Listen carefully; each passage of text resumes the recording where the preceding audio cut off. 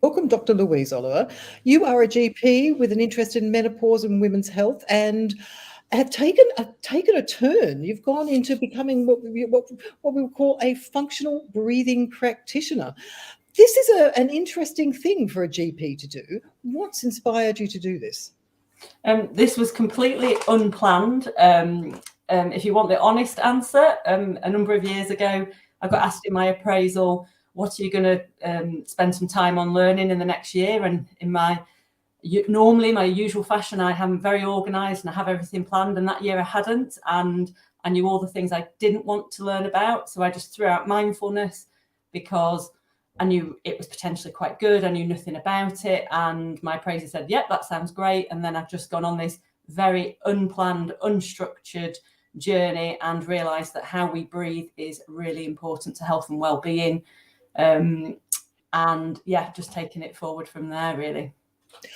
Now, many years ago, the Buteyko technique was it was quite popular, and I can't remember how long ago it was. Was it I can't remember whether it was the 80s or the early 2000s, but whatever it was quite popular there for a while. But it didn't have an awful lot of evidence behind it. What's changed now?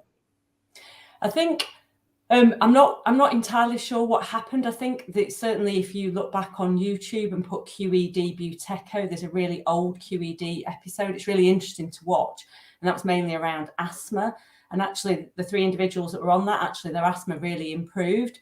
And there was a consultant from Australia that had got some really good results with his patients with asthma, and a GP, if I remember correctly, up in Scotland that had some really good results with his patients with asthma. And I don't know, it is in the British Thoracic Society guidelines for asthma as an additional therapy. Unfortunately, I was not. I was told that when I was on my breathing practitioner course. Out of all the lectures I've been to on asthma, no one's ever pointed that out to me. And I'm not in. I don't know. I don't know why. To me, everything that I have been taught is what I've been taught at medical school. So all the science behind it is there, but the practical application of it and the importance of nasal breathing, I wasn't taught as a doctor. And I didn't jump into being a breathing practitioner. I experimented on myself. I became a perimenopausal snorer, which, I've got a healthy weight. I run 3 times a week. Why on earth am I snoring? And I felt the personal negative aspects of snoring and the effect with my relationship with my husband, who sleeps next to me. And then actually stopped myself snoring by improving my breathing. And that's how it's developed. And there is a massive increase of sleep disordered breathing as women transition through the perimenopause and menopause, irrespective of confounding factors such as alcohol or weight. But this is the evidence is there, but it is under-recognised. I wasn't aware of this until I started looking into it. And we can help people, not just women. We can help people to reduce snoring and reduce sleep apnea. In some cases that can be stopped, and in other cases it may just be reduced. Right, before we get to that, let's just go right back to the very, very beginning and talk a little bit about, sorry, I dropped my phone there a minute ago, and they're saying hello to the very lovely Dr. Sarah on the Instagram, actually, so we can blame Sarah for that. Go right back to the importance of breathing in the very, very beginning. And when I did anatomy, basically they describe breathing basically is its function for delivering oxygen into the bloodstream to be carried around to the muscles and everything else that needed oxygen to work properly, and that was about the extent of it. What do we know now about breathing and what it can do for its bigger functions? Yeah, I mean, essentially, we think because breathing is generally an unconscious process. Certainly, my perception was it's just automatically efficient, and that's the first major learning point that I had. That how we breathe, the efficiency of how we breathe is different in different people. And we can influence that. So essentially, we need oxygen to come into our body. And we need to expel carbon dioxide. But the way we breathe, whether we breathe nasally or through our mouth, how fast we breathe, whether it's using the upper chest or the diaphragm, all that impacts how efficiently we get that oxygen delivered to our cells and expel that carbon dioxide. And I think one of the probably the most commonest misconception is that you need to get more oxygen in, you need to take a bigger breath in. And actually, at rest, when I take a breath in, I actually throw out about 75% of the oxygen I've just inhaled. So I've got lots, I'm actually throwing out excess oxygen. So if I take a bigger breath in, I don't get more oxygen. Even when I'm exercising, I'm probably throwing out maybe 25% of the oxygen that I've just inhaled. So the issue is not getting oxygen into my lungs. The issue is getting oxygen into my cells and my tissues. And that actually involves carbon dioxide. We get better oxygen delivery if we've got more carbon dioxide around. There's the carbon dioxide that actually prompts us to breathe, isn't it? When you, if you hold your breath, there's that buildup of carbon dioxide that makes you sort of go, oh, I've got to take a breath. So what's the interplay there, and how do we know? I guess basically coming down to that, it really is a question: is how do we know if we are breathing efficiently or not? Well, the first thing, when we all know that feeling of when we feel like we're not getting enough air in, and we describe that as air hunger. So if I said to somebody, right, I want you to go for a walk now, maintain nasal breathing, and just walk as fast as you can until you feel like essentially like you're being suffocated. At that point, if we checked their oxygen levels would not have dropped. What's happened is their carbon dioxide, because they're moving faster, their carbon dioxide level has raised, and each one of us has a personal sensitivity to the buildup of that carbon dioxide. And when you reach that sensitivity, then you feel air hunger. And commonly people would then be gasping for air. But what we don't realize is that we can actually train our body to be less sensitive to that. And we know this is true because if you look at people who free dive, Kate Winslet, she's just in her film Avatar, she was trained by a free diver and she held her breath for 7 minutes. Wow. She's the same age as me. She was offered a stunt double and she didn't. And obviously that's incredibly dangerous if it's not done correctly. She had to be trained by someone who knew what they were doing. But she trained herself. And one aspect of that is becoming less sensitive to the buildup of carbon dioxide. And you actually get more efficient release of oxygen to the cells and the tissues. And the one of the big problems we've got is that a lot of people mouth breathe now. Personally, I think us wearing masks for a number of years has fueled mouth breathing, just modern day society. And if you mouth breathe, it's just inefficient anyway for various different reasons, but it often affects the carbon dioxide sensitivity. And that very much, if you're more sensitive to the buildup of carbon dioxide, you tend to have a faster breathing rate, which then would actually feed into anxiety and would feed into sort of sleep disordered breathing symptoms. So yeah, it's really, really important. Is it also important when you often see people and this part of the chest moves when they're breathing as well, as opposed to sort of breathing from sort of lower down, that sort of diaphragmatic breathing? Does that make a difference? Absolutely. So actually sort of 80% of our breathing should be from our diaphragm, and then the other 20% using other muscles. One thing, again, I learned when I've been on this journey is actually women, our ribs are hung differently on our spine than men. So men tend to have their ribs sort of hung more horizontally. So they're probably more likely to diaphragmatically breathe, whereas women, our ribs are hung sort of more at an angle, and we think that's probably so that we can house a pregnancy, the ribs can sort of move to sort of hold a baby in the womb. But the trouble is that does mean that we're sort of, if you like, slightly predisposed to upper chest breathing, and we know that if we breathe with our diaphragm, it's quite calming. It stimulates the vagus nerve, which is a calming nerve. But it's much more efficient because it helps the heart actually move the blood around the body.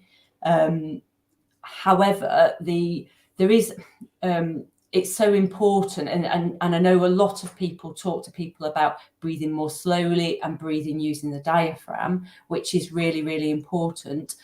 But for those individuals who are very, very sensitive to the buildup of carbon dioxide, the only way that they can do that is to do it mouth breathing and to do very big, huge breaths. And I've done this with patients.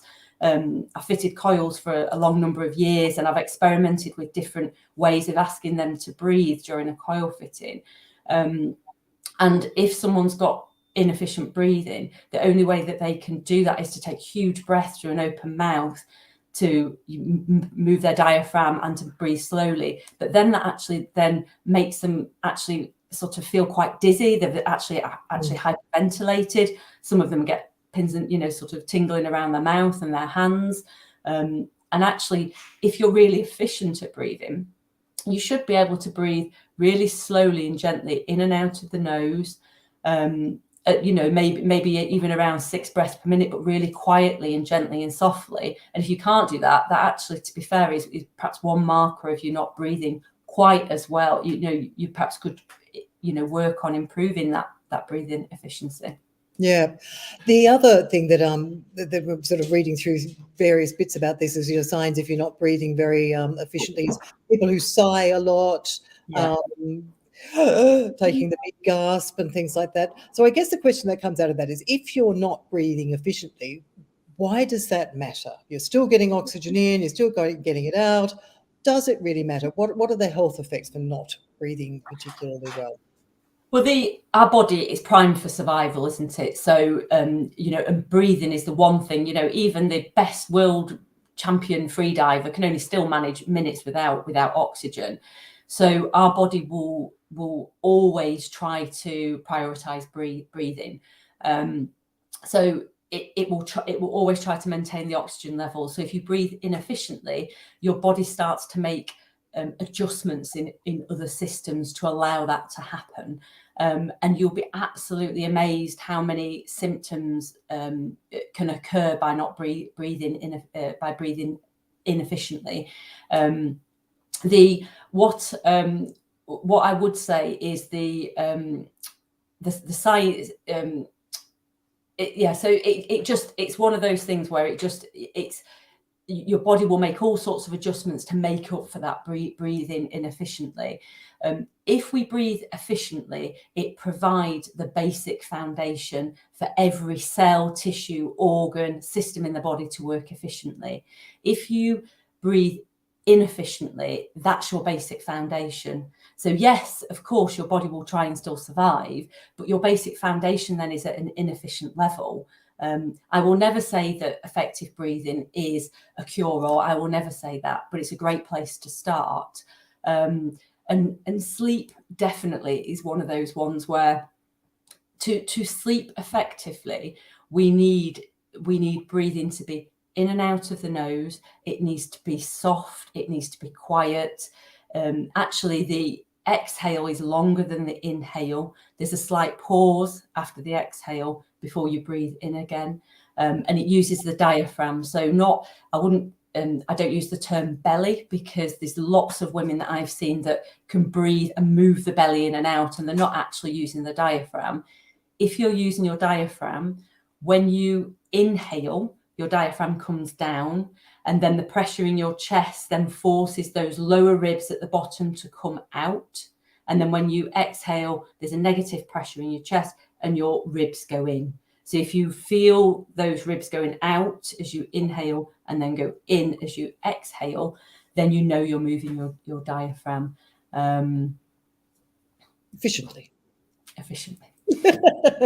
Now, why the nose? Before I get to the sleep apnea, why is the nose more important than the mouth? I have to say, this is the moment in my career where I just I was embarrassed that I had never, ever thought of the importance of the nose. I'd been taught the functions of the nose, but no one had said to me, and this is mirrored by when I've talked to health professionals as well, that we've been taught the functions of the nose, but then we've not talked about what's the difference between the two. So if I breathe breathe in through my nose, I'm warming the air, I'm moisturizing the air, I'm filtering the air, I'm pressurizing the air. It's kind to my lungs. If I breathe through my mouth, it's a hole straight down into my lungs. And that was one of those moments where I just thought, oh my goodness me, all that running I've done next to roads, I've inhaled all that pollution. I've got hay fever, so I'm just sucking the pollen straight into my lungs.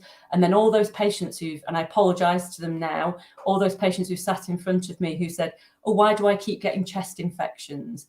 And clearly there'll be some medical things that I need to exclude. But what about asking them the first basic question, are you using your filter here to filter out any pollution and muck and viruses? And if we've got health professionals listed, if you imagine when you listen to somebody's chest and someone is quietly nasal breathing, you can hardly hear the breath sounds. So doctors then will say, right, open your mouth and breathe. And you can suddenly hear the breath sounds, which is great when I'm trying to detect pathology on the lungs. That is not how you want to breathe 24 hours a day. And the other thing, it triggers when you bring cold, dry air into your lungs, it actually triggers the cough reflex and can trigger a wheeze. I've had plenty of patients who have said, open your mouth, breathe, so I can listen to their chest, and then they're coughing. And that's because they've just taken cold air in. Oh, yes, I know. I had learned that one the hard way. I used to live in Moscow, and I remember it was a particularly cold winter.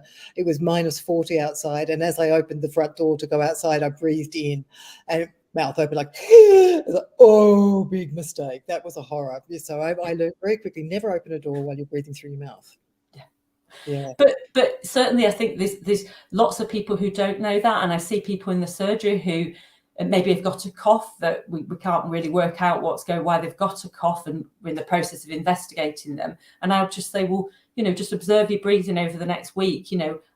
Do you have your mouth open when you're moving, awake and asleep? And if you do, can you try and close it, and then see if it makes your cough any better? And it's quite interesting how many come back, for the results of their various tests, and actually their cough's improved. Wow, that is actually kind of interesting, isn't it? Because you wouldn't think that things would happen so quickly, but I guess it is a very, very basic thing. Because the other thing about the nose too is it's full of little tiny hairs, isn't it? That really filter out a lot of the nasty things. So when you were saying, with the pollen season, if you with your mouth open, you're breathing it straight in. But with all those little hairs, that's what they're there for, to collect these nasties and keep them away from where they shouldn't be. When it comes to people who do have sleep apnea and things like that, then how can changing, let me actually just rephrase that. I was shocked when I was doing the research to this today, obviously, because you saw my post, saying that after menopause, there's a 200% rise in the number of women who have sleep apnea. When I went to try and find the actual, because it was a reference in an article. So when I went to the original reference, it was literally the size of War and Peace. So I couldn't actually find what that 200% represented, if we were going from 1 to 3 or was it an enormous number? But even if it was 1 to 3, it's still a pretty big jump. So what's the role then of breathing and hormones when it comes to sleep apnea, and what can we do about it? Yeah, I mean, I think there's not enough research on it. There was a study, the Wisconsin Sleep Cohort study, that definitely did show an increase in the number of women that, as they transitioned through, they got a great transition through the perimenopause into menopause. They did develop more sleep apnea. I can't remember the exact numbers. If I had to guess, I think it was around 300, but I can't. I've got the reference on my website. But we don't quite know. It's something to do with the hormones, the effect of the hormones at the back of the throat, and it does seem to be that the muscles around the throat become less toned or more relaxed, so they're more likely to vibrate, which would be snoring, and then more likely to collapse, which would be like the sleep apnea. So it's something to do with that. Also, progesterone is a respiratory stimulant. So it actually makes us breathe faster. It makes us more sensitive to a low oxygen level or a buildup of carbon dioxide. And obviously we've got declining levels of that after the menopause. So it's something tied in with that. I don't think there's not enough research on it. So I think, and it's really complex breathing, because it depends on how you breathe, and so it's complex, the interplay with it. But there's definitely something, as women transition through, it increases. And what they did notice in that study was women were less likely to come to the doctor complaining of snoring and gaps in breathing. They were more likely to be complaining of the common symptoms. So daytime fatigue, lack of energy, not sleeping well, morning headaches, mood disturbance, and nightmares. And interestingly, obviously, it's on my radar. So I ask women, how do you sleep? And then how do you think you breathe when you're asleep? And it's really sad, because a lot of them, when you say, oh, do you snore? A lot of them laugh it off and say, oh yes, I've developed the perimenopausal snore. And or even laugh like, oh yes, I do have gaps in my breathing, my husband's always nudging me. And this is really this is affecting your sleep quality. And we know the very negative implications of sleep apnea on health, and snoring is on that spectrum. Yes, it's further down, not as severe as sleep apnea. And I think I think why perhaps women don't realize it's important, but also perhaps there's a lack of knowing what to do about it. I certainly know a lot of people. We always sort of, we think of sleep apnea as, the fat old man, and we don't really think of it. We just think, oh, well, I might be snoring, I'm a bit blocked up, I may have a couple of too many glasses of wine or whatever, I put on a little bit of weight. And you're right, we don't really take it very seriously. But when it comes to the fact that it can contribute to type 2 diabetes, to strokes, and to heart disease, it actually starts to look a little bit more serious. And even worse than that, it actually affects memory. So when they've done autopsy studies on patients who've got sleep apnea, they actually demyelinate. So that means they remove the fatty coating of they were actually looking at the hippocampus, so that's the area to do with memory and learning, and they were actually demyelinating, so removing the fatty sheath that makes those nerves able to function. And the severity of the demyelination matched the severity of their sleep apnea. Wow. I wonder if somebody actually looked at sleep apnea and the relationship with Alzheimer's. I mean, essentially, if you think about it, you desaturate your brain, so your oxygen levels drop. And now it may be you completely stop breathing, or you have a reduction in the breathing, so that there's two different types that can happen. But essentially, you're desaturating your brain. That cannot be good for your brain. And it also, I think, the really important thing, it puts the body into a fight-flight response. So when we're asleep, we should be in a relaxed state, so our body feels safe. So we should be more in that parasympathetic relaxed state, so our body can feel safe, and our body then can go into this repair and recover mode. And unfortunately, with individuals who've got sleep disordered breathing, they will be more sympathetically driven, which means they've got more adrenaline, more cortisol going around, and that feeds into feeling anxious, weight gain, which then fuels the sleep apnea further. No, it's a really interesting area, actually, isn't it? I mean, the reason actually I ask about the Alzheimer's is because my mother had early onset Alzheimer's, and I remember just before she was diagnosed, they came to stay with us. I was living here in London; it was 1989, and they came to stay with us. And I remember one night waking up, and she was. I thought it was Dad, so I got out of bed, stormed into the room where they were sleeping to tell Dad to shut up because he was snoring so loudly. Because literally the walls were shaking. Then when I got into the room, I looked at Dad's eyes were bright open. I thought, oh my God, it's not you, it's her. The snoring was unbelievable. Yeah. And can you imagine, that woke you up and put you like sort of high alert? What about that individual? Now that individual may be asleep because they're so shattered. But if we think about the autonomic nervous system, so the system that controls all our automatic processes, the fight-flight response is great when we've got a true threat to our life, and the body steps in and becomes the best version of ourselves. But that needs to be turned on and off infrequently when there's a true threat. The rest of the time, we should be more parasympathetically driven. And certainly when we're asleep, we want that. And there appears to be we've got a breathing center in our brain, and the part of our brain that's to do with fear, has a role in fear, the amygdala. There's a connection, a nerve connection between there. So it seems to be, it spies on our body. And if we're breathing in a way that's open mouth, it's upper chest, it's fast, irregular, we're holding our breath, it actually sends a signal to our brain that we are unsafe. And then it tips the fight flight response. Whereas if we breathe in a way that's gentle, it's slow, it's in and out of the nose, then it tells the body that we're feeling safe, and our body can go into that relaxed mode. And that's what we need to be when we're asleep. Yeah, you mentioned nightmares as well a couple of minutes ago. So is there a correlation between nightmares and sleep apnea as well? Well, certainly, it's. I mean, certainly that seems to be one symptom. Obviously, there's lots of different reasons why people can have nightmares. I think the data, there's some variation in whether that definitely is the case, but there's definitely there just seem to be a link that's in some people that may be a reason. So I think if people are having a nightmare, just consider, how am I breathing when I'm asleep? And if you don't have a sleeping partner next to you, I think that the app, I think it's called Snore Doctor by Mr. Vic Veer. He's an ENT surgeon. He's developed a snoring app that you can put next to you, and it can record, and then you can work out if you've got heavy breathing or gaps in your breathing. But certainly I would say if you've got nightmares, just consider how you're breathing at night. The other symptom that people don't realise is, and I didn't realise this, is getting up frequently to pass urine in the night. Oh.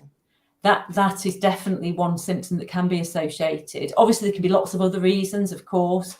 But again, it's just something, just consider how you're breathing at night. And certainly with myself, once I'd improved my breathing, I rarely get up to pass urine now in the night. And anecdotally, with the people that I work with and the breathing community, that is something that definitely gets fed back. And that's brilliant. Yeah, which is the chicken and which is the egg? Then I suppose. I mean, if you're sleeping badly and you wake yourself up and you just think, oh well, I might as well get up and have a pee, or is the apnea itself having an effect on your bladder and making you want to go? Well, the thing, I've tried to look into the science of it. It was quite complicated, and probably I got lost in it. And to be honest, it doesn't actually make a difference to what I do. But I did read something about when the body desaturates, it seems to affect the sort of the kidney essentially, and the sort of concentrated activity of the kidney. And I've also heard said by someone that when you're asleep, you should have a rise in a hormone called antidiuretic hormone, which actually stops you, it concentrates your urine, and you don't get as big a rise in that if you've got sleep disordered breathing.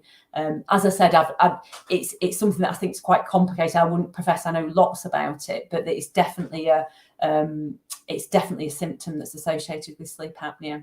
Wow, it's a fascinating thing, actually. We take sleep for granted, really, don't we? We definitely take breathing for granted. Before I get on to how we do this properly, the other area that I thought was really interesting was the effect on blood pressure. How does that work? So there's a couple of things. So one is our diaphragm. So you could describe our diaphragm as a second heart. So the outer layer of the heart is called the pericardium, and the bottom part of that pericardium is actually stuck to the diaphragm.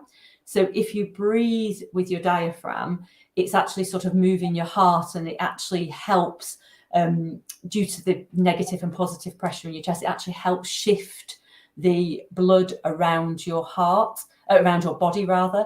So your body then doesn't need to pump as hard, or doesn't need to pump as fast if you're using your diaphragm. So that's one aspect of it. And the other aspect is the using the diaphragm is related to something called the baroreceptor reflex. And if we breathe slowly and with the diaphragm, it stimulates the baroreceptor reflex, which basically sort of lowers our blood pressure and pulse.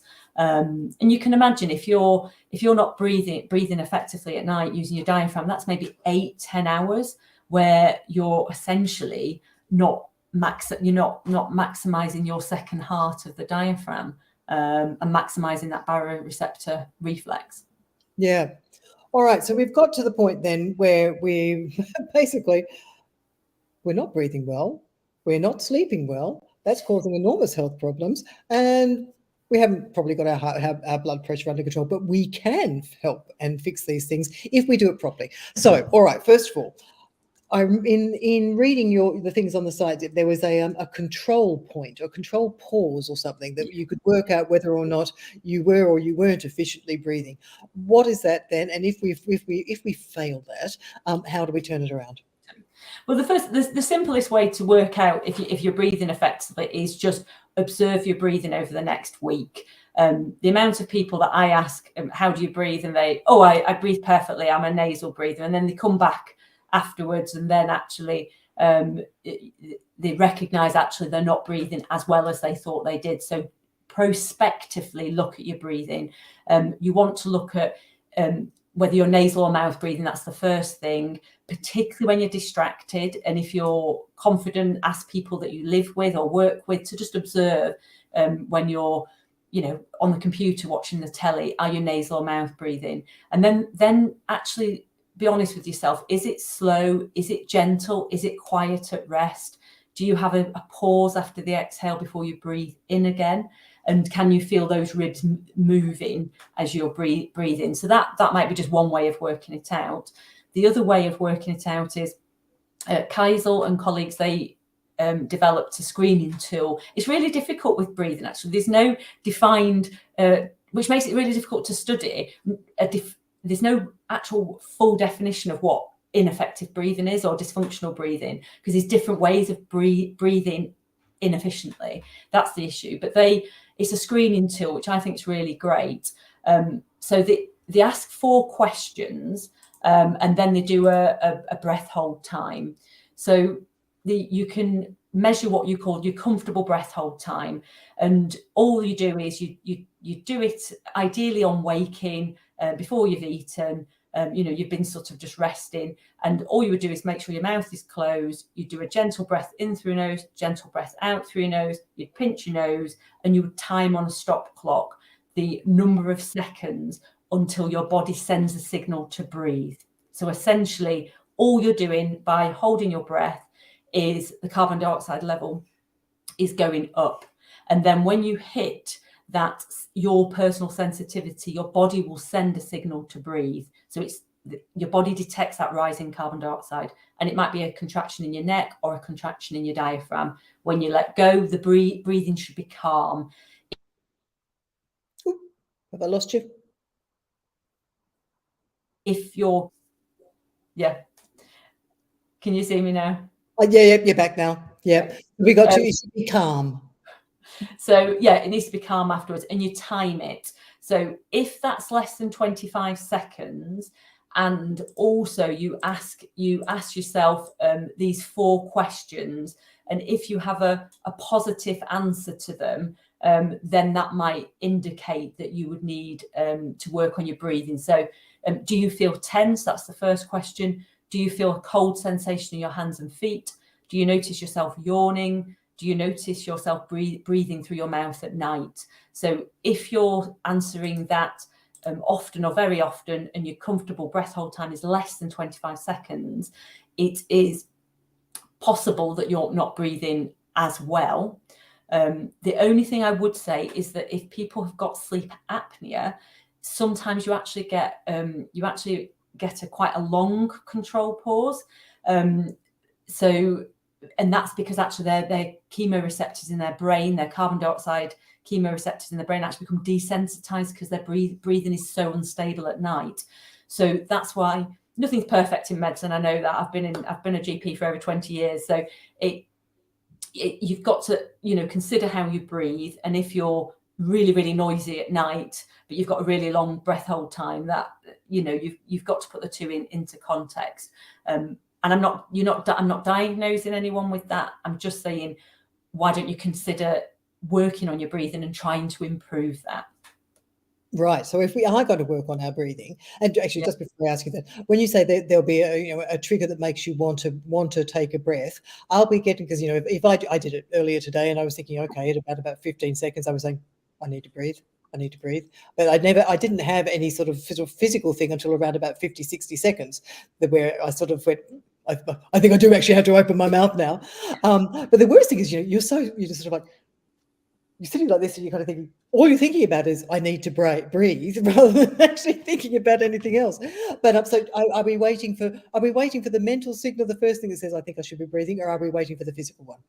The physical symptom is probably the most reliable one, because that's your body actually sending that physical symptom to breathe. It's not a perfect test, and people can overthink it. It's a little bit of a sort of, when do I let go? So it's not perfect, and that's why I would always, you've got to put into context, look at how you breathe over a week and really be honest with yourself. And particularly, how do you breathe when you're moving, when you're sleeping, and when you're awake, particularly distracted. And if there's lots of mouth breathing in there, by definition, it's not as efficient as it could be. Okay, so let's say we are a mouth breather generally. How do we turn that around? So I think we've got to look at it in two aspects. So one aspect is about the airway, and we want to maximize opening that airway. And then the other bit is about the actual amount of air that we're breathing in and out. So the easiest way for me to say is, perhaps if you imagine that breathing is like drinking a milkshake with a paper straw. So if you're going to drink a really thick milkshake with a paper straw, you would choose a paper straw that's straight, that's quite wide, and strong. So that's about maximum the airway. And then the next bit is how much you're trying to get through that straw at a time. So if we look at the airway first, we want to make sure the airway is open and strong. So to do that, actually, the tongue is really important, which again, I had no idea. The back of the tongue forms part of the airway. And if the tongue is in the bottom of the mouth, it's too far back and it's narrowing the airway. So if the mouth is open, by definition, the tongue is generally not in the roof of the mouth. It is possible to breathe with the tongue in the roof of the mouth, but it's so difficult, you just wouldn't do it. So if the mouth's open, the tongue is in the wrong position, it's too far back and it's narrowing the airway. So the first way is retraining your body to have the tongue in the correct position, which is actually up on the roof of the mouth.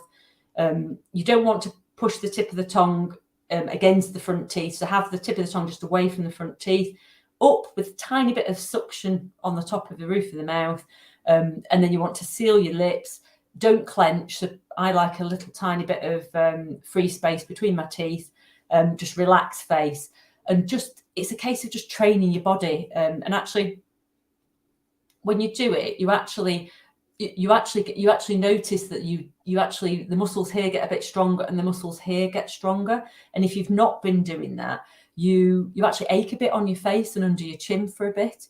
And you just got to practice that in the day. So just go through a routine of sort of like tongue, and it's like, right, is it against the roof of my mouth? Not against my teeth. Seal my lips, nasal breathing, relaxed face, and just tag it to every activity. So I always say tag it to when you fill a water bottle, when you sit on the toilet, when you wash your hands, and you fill the kettle. Just say that, and just constantly, and you will eventually get muscle memory, nerve memory, and then that tongue will stay in that position when you're asleep at night. When you move the tongue around the mouth, you can also feel the changes in the palate at the back of the throat as well. It moves around quite considerably. So yeah, when you've got it in that position just a little bit from the back of the teeth, it sort of seems to naturally sort of lift. Exactly, that's right. So it's really important. And then the other thing is, as we know, I think, is it from the age of 30 onwards, our muscles, if we don't do something about it, they will get weaker. And the muscles of the tongue and the back of the throat are no different. So you want to strengthen those. Now, Mr. Vic Veer, he's an ENT consultant who's involved with snoring and sleep apnea, and he's done a video on YouTube that's really good, and it's just, he goes through the exercises that have got some evidence against, and it's really quick. Once you've watched it a couple of times, the exercises will take you 5 minutes, and you just do them once a day. And again, it makes those muscles stronger and less likely to vibrate and collapse. And then the next thing then is, obviously, you want to be nasal breathing. So you want to make sure that your nasal breathing, so we need to make sure the mouth is closed. And if you're someone that doesn't have the mouth closed at night, you need to wear a product to train that, because ultimately you're unconscious, you're asleep, you want to wear something. And one of the simplest ones is Patrick McEwen's design one that goes around the mouth, called Myo Tape, and it just gently brings the lips together. But if the body did desire to open the mouth, the body would override it. It's only very light. All right. And I'm guessing, I'm trying to think of how to say this tactfully without identifying anybody I know. But if there are people who find that in the night they do sort of take those big sort of like gasps, and they've got that, they might get kind of freaked out by getting into bed with something like this. They're thinking, oh my God, because then there must be a lot of psychology that goes in this as well, because they'll probably be thinking, I can't get enough oxygen.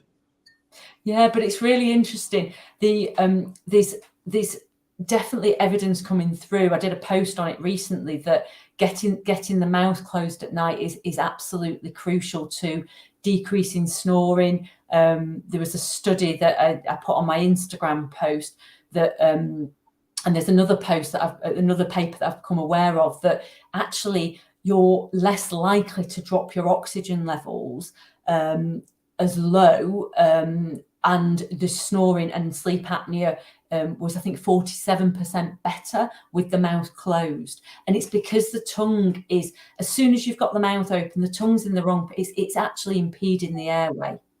So it's actually, I know it sounds counterintuitive, but actually you're actually less likely then to have a problem. One of the issues we haven't mentioned is if you're a mouth breather and you are constantly mouth breathing, your nose blocks up and you get a lot of nasal congestion. So that's the issue that people feel, well, if I shut my mouth, I can't breathe through my nose. And I've definitely had individuals where literally I've just asked them to close their mouth, maybe just for 2 or 3 minutes. I'm checking their oxygen while we're doing it. Their oxygen levels don't drop, and you can see them experiencing air hunger. They're feeling suffocated. And that's just from a very brief closing of the mouth, because that carbon dioxide's gone up and they're so sensitive to the buildup of it. And the trouble is, obviously, if you've got nasal congestion, that will make it feel even worse. But generally, and I wouldn't say absolutely everybody, but a vast majority of people, if you convert back to nasal breathing and you get that comfortable breath hold time above 25 seconds, a majority of nasal congestion resolves. And then the nose opens up permanently. So there is a hump to get over initially, and people can wear like a breathe right strip, which is something that goes across just to slightly open up.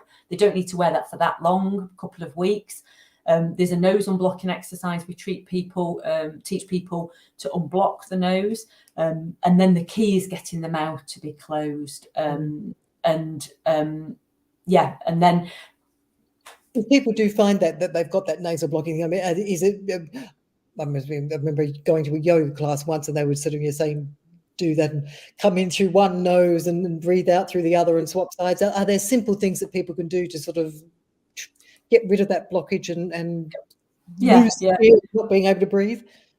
So if you, I've not recorded one on my channel, but if you go on Buteyko Clinic International and put the nose unblocking exercise, Patrick McEwen's recorded one on there, and he talks you through it. It's essentially 6 strong breath holds with sort of 30 to 60 seconds in between. He will, I'm fairly sure he does say on there, it's not suitable if you're pregnant, and if you've got significant health problems, sort of sleep apnea, blood pressure problems, heart problems, you would only hold for your current comfortable breath hold time rather than doing maximum hold, because it is quite, it's quite a sympathetic sort of upregulator. But yes, you can do that as often as you want. It works for hay fever as well. So last year I bought 1 box of 14 tablets for my hay fever. Didn't get through them all, and I've, touched wood, so far not used an antihistamine this year, because I've just used the nose and blocking exercise and my nose as a filter. Yeah, well, that's quite amazing actually, because I'd hate to think how many I've already had this year, but there you go. Right.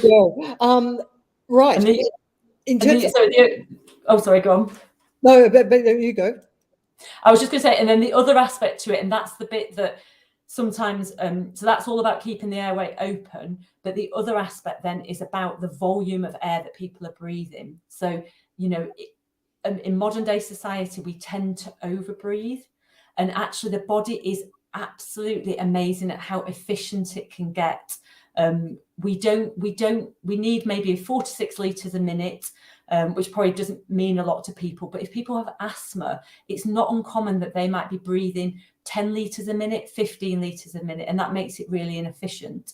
And then doing exercises that teach you to be less sensitive to the buildup of carbon dioxide and to ultimately breathe less, so to breathe, basically like breathing light exercises, then makes the you're actually shifting less air in and out. So a bit like if you were sucking up, you know, like a straw, and it was, you were doing that, it's going to collapse. But if you're breathing, you're going to get that milkshake, aren't you? So it's training that body, and that's the bit as well that does take time, because you're training your body to breathe slower, to breathe less volume. But then actually that makes you more efficient, particularly you get less breathless with movement, and there's a huge athletic advantage to it. I mean, my running is so much easier now. I've improved my breathing. Wow. See, I've never been able to run with the mouth shut. I mean, with my mouth. Come on one of my courses, Fiona, and we'll have you doing it, honestly. Even actually, I mean, I used to do opera, believe it or not, and I could never actually properly, you know, I do diaphragmatically breathe, but I could never, you know, in between, you know, when you see people going before they're about to, you know, hit a big note, I managed to sort of mask that a little bit, but I could never do it through the nose. I managed to get a good diaphragmatic breath in there, but it was always through the mouth. I don't know why. I just need better training, I suppose. I mean, obviously, it does depend on, you know, the size of our nasal cavity, and I don't just mean the size of the nose. You know, we've got a nasal cavity that sits behind there, so there is clearly, we have different variation between individuals on the size of the nasal cavity. But I'm all, you know, it still surprises me on, you know, people completely congested in their nose, and then it does open up when their breathing improves. Generally, there'll be someone who perhaps has got a compromised nasal space, but that's not, you know, that's infrequent. Yeah. If on the diaphragmatic breathing as well, you know, how do people know how to do that properly? Because that is something you do actually have to learn. Where would you start if you're thinking, well, my stomach's going up and down, but you mentioned before the ribs weren't moving? How do we change that around so we know we're doing that properly? You see, this is where I think Buteyko is really, really clever. So to functionally breathe, it is actually, it's like three, I have a diagram that I use. It's like three circles, and they all cross over. Nasal breathing is in the middle. And essentially, if you like, each circle, so we've got breathe light, breathe low, breathe slow. So breathe light means improving, so you're making yourself not so sensitive to the buildup of carbon dioxide. Breathe low is breathing with the diaphragm, and breathe slow is breathing slow makes you feel quite relaxed. There's a psychological calming effect of breathing slow, and all those things are important. But what I would say is, if you work on reducing your sensitivity to the buildup of carbon dioxide and nasal breathing, by definition, you start to use your diaphragm and you start to breathe slower. Oh, okay. It naturally happens. So, and I know from before, when I didn't quite understand the Buteyko part of it, I'd be telling people just breathe slow and breathe with your diaphragm, and then I would make some people worse. And I now know it's particularly those that have very inefficient breathing when they're really sensitive to that buildup of carbon dioxide. So I would always say start with the carbon dioxide and the nasal breathing, and the rest follow. If you breathe with your nose, you get better recruitment of the diaphragm. And if you do movement with nasal breathing, you are strengthening the diaphragm and the inspiratory muscles. Yeah, I just tested that then. You were right. Here's an interesting one too. The role of nitric oxide in all of this. Where does that come into it? Well, nitric oxide, obviously in the environment, it's terrible, isn't it? But it actually is I forget which year, I think it might have been 1993, it was crowned the molecule of the year, because it's really important in the body. And nitric oxide, we actually create a lot of it in the nose and in our in our sinuses and our nose. And if we nasal breathe, we actually pull that nitric oxide down here. It has an antiviral effect, it has an antibacterial effect, it helps open up blood vessels, it helps open up the airways. So it's really important. If you mouth breathe, you're missing out on that. There you go. Well, that is an important thing, isn't it? Especially, yeah, especially in our environment of vast amounts of pollution and God only knows what else. You mentioned one other thing that was interesting as well, and that was pain, the role of breathing in pain, and fitting coils and things like that. If people are going to go through those sorts of things and are dreading them, or anything that sort of gives them that sort of psychological thing of, oh my God, this is going to be painful, or if they are in pain, how best can they engage their breathing then to get them through that? So the first thing is, you want to make your body feel calm, because you know, if you're in pain, your body's automatically in that fight flight response. So you want to breathe in a way that induces that parasympathetic response. So ideally that is closing your mouth, breathing really gently and slowly through your nose, and just quietly. You know, I think the you know, the traditional thing, isn't it, is sort of, you know, when we're trying to deal with pain, it's sort of like, and actually we're actually stimulating the sympathetic nervous system by doing that. So, you know, just try and close your mouth, make it quiet, make it slow. Now, clearly, if someone's sensitive to the buildup of carbon dioxide, they might find that too tricky, but you could certainly practice that before you go to a coil fitting.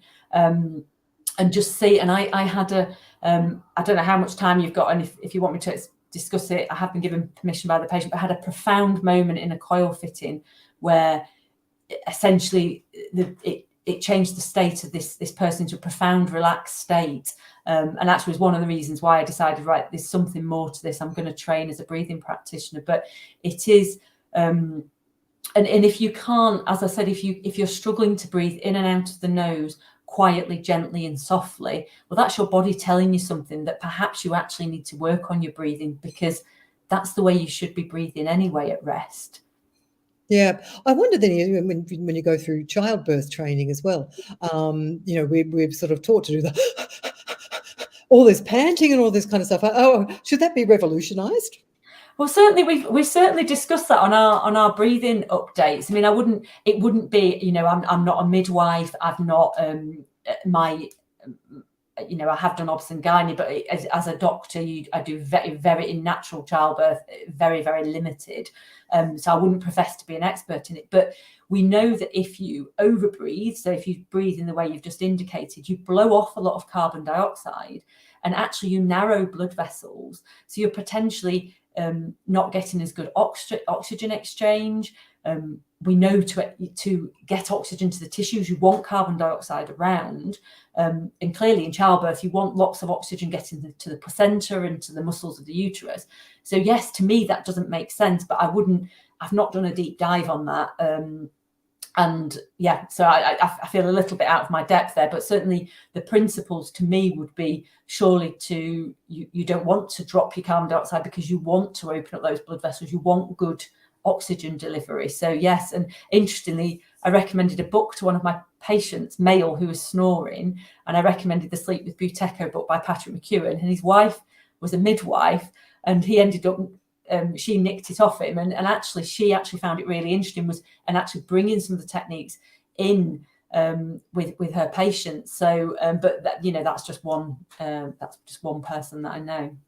Yeah. Oh, it's an interesting thought, actually. I think I'm pretty much done with my questions. I don't think there's anything else that I particularly wanted to ask. Is there anything else that I'm just looking at my notes over here when I'm doing that? Is there anything else that we haven't covered? No, I mean, I think what I would say is, I just say, you know, how we breathe matters, and that matters from a sleep quality point of view. It matters on how breathless and how easy you find movement to be, and it massively impacts on your psychological state. That was the question I was going to ask you, is can it make you happier? Can it improve your dopamine, your serotonin levels, your oxytocin, all of those sorts of things? Can breathing well make you a happier person? Well, it can certainly make you calmer. So I think it certainly it makes you generally breathe quieter, slowly, so you feel less calm. I certainly don't. I can still get stressed, of course, because I live in an environment that has an external influence on me, but I now detect much earlier when my fight-flight system is stimulated, and then I have more moments then to think to myself, does this warrant a fight-flight response? And if not, then I've got tools then to sort of self-soothe myself. And I think, certainly I've been a lot calmer, and I think that helps relationships. Some of the strong breath holds that we do in part of the training, certainly those can be an uplifter and can be quite stimulating. Yeah, I mean, I never make promises with breathing. I just say it's just the basic foundation. We certainly know it can help sleep, it can help you self-regulate, and it helps you be less breathless with exercise, and then see what else happens when you improve your breathing. Absolutely. Well, Womankind Collective over here is saying that the sleep has helped them with anxiety, and so therefore they're much happier. And Dr. Sarah is saying she's going out on a limb here, and she's going to say a big yes to sleep, to breathing well, making you a happier person. So there you go. Well, I've always got to be cautious. I don't want to make promises that, Yeah. Well, anything that sort of brings those cortisol levels down and whatever. So did I not tell everybody that they would hear things that they have never heard before?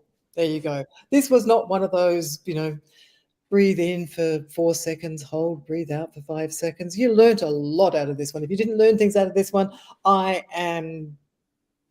don't know what I am. I'll be surprised. That's what I would be surprised. I would say I'd eat my own hat, but I don't have one to eat. And if I did, it's woolly, and I don't like wool. Not to eat anyway. So there you go. Brilliant. So if people want to find you, where do they find you? So on my website, so it's at www.louiseolivertherapeuticlifecoaching.com, and I probably signpost people to the menopause page of that. Brilliant. Excellent. All right. So people saying here they need to watch this again.